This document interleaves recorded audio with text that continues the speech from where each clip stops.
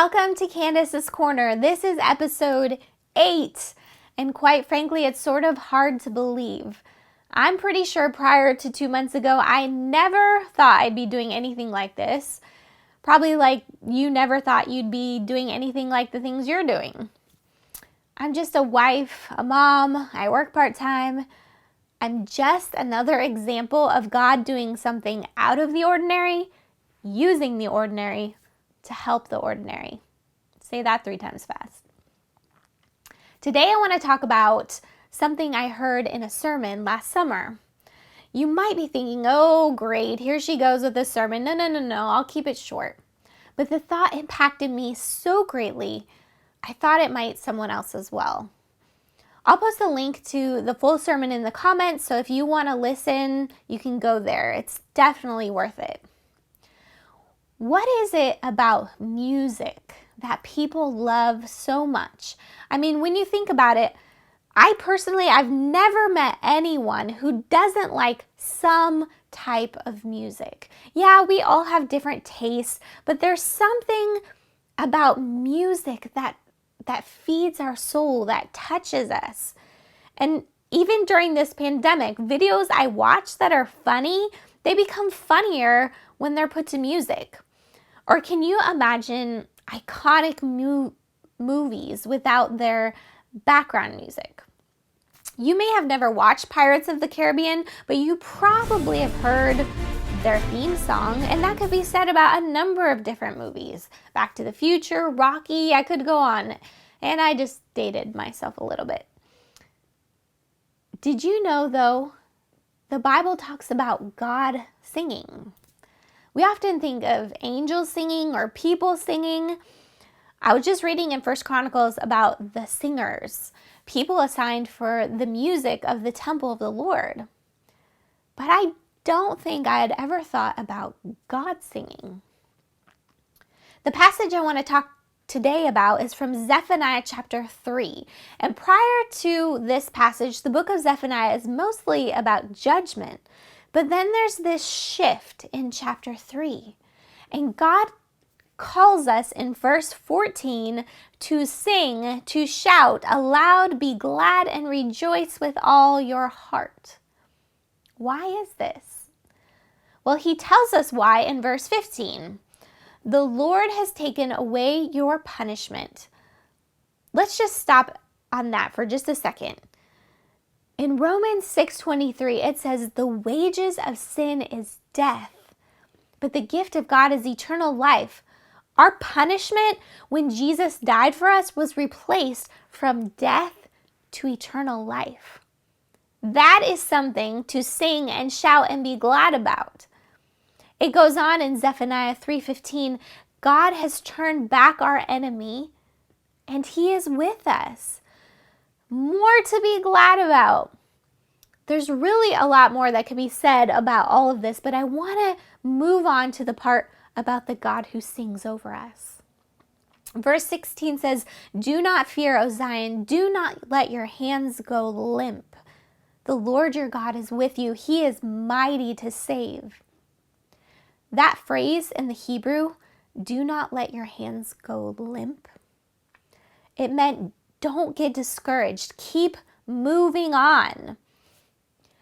I've run 1 half marathon in my life. And at the end of the race, no runner is running past the finish line with their hands limp. They have them raised in victory because they just ran 13.1 miles.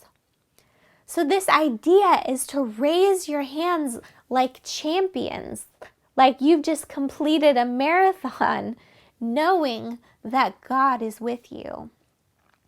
Verse 17, he will take great delight in you. He will quiet you with his love. He will rejoice over you with singing. There it is, the God who sings. I don't know what situation you're in right now. I know a lot of people are fearful. I know at times I sure am. I know marriages are struggling.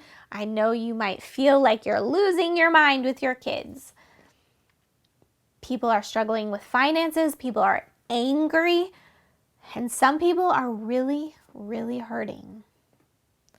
But this passage, it promises us that if we know Jesus, he delights in us. And not only does he delight in us, but he sings and expresses his love for us. He can't help but sing a love song of joy over you.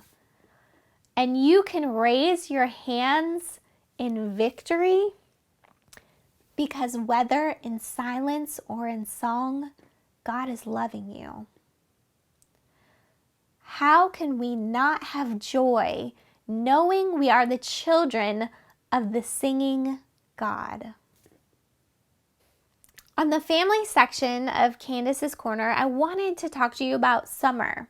How is it going with your children?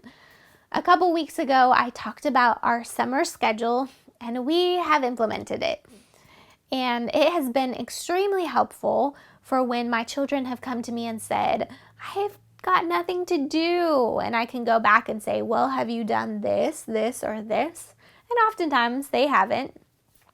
One thing I have my children do as part of this is cleaning. Let's just face it, in a house of 6 or 7 with my nephew here now, things can get messy really, really fast. And honestly, growing up, I was not the tidiest of people. I always had a messy room. I have gotten better growing up though. But a few years ago, I was introduced to Fly Lady. She has a book, and I'll put her website in the comments. I actually don't remember why she's called Fly Lady. If you know, put it in the comments. But I'm sure you can find it somewhere, her book, her website. Essentially, though, she helps get your house decluttered and cleaned up in just 15 minutes each day. And it's really amazing how much you can get done in 15 minutes. So guess what? Every day, my children have 15 minutes of some type of cleaning. And she suggests cleaning in zones, and so that's what we try to do. But you can read more about that. It has helped me so much, though, to not feel like I have to clean the whole house by myself. It's a huge burden lifted. And for the most part, I have a decluttered, semi-clean house when family or guests come over. Well, when they can come over, when all this COVID-19 stuff is over. Anyway, I hope it's helpful for you. It's just one suggestion of something that you can do with your children this summer. Lastly, I want to share the recipe for this week. And what I love about this recipe is that it is so easy. You can literally just throw all the ingredients in a pot and it turns out amazing. And typically I don't make it this time of year, but it has been really cold here this week. And so it is warm and comforting, and it's a soup recipe. It's my friend Melissa's tortellini soup recipe. She made it when I had a baby, and our family has just grown to love it. And like I said, it really is so easy. I hope you give it a try. Please leave a message in the comments if you do. A friend of mine last week texted me showing me that she made the Mexicali rice recipe I shared, and she said it was delicious and so easy. So give this one a try too, because it really, really is that easy.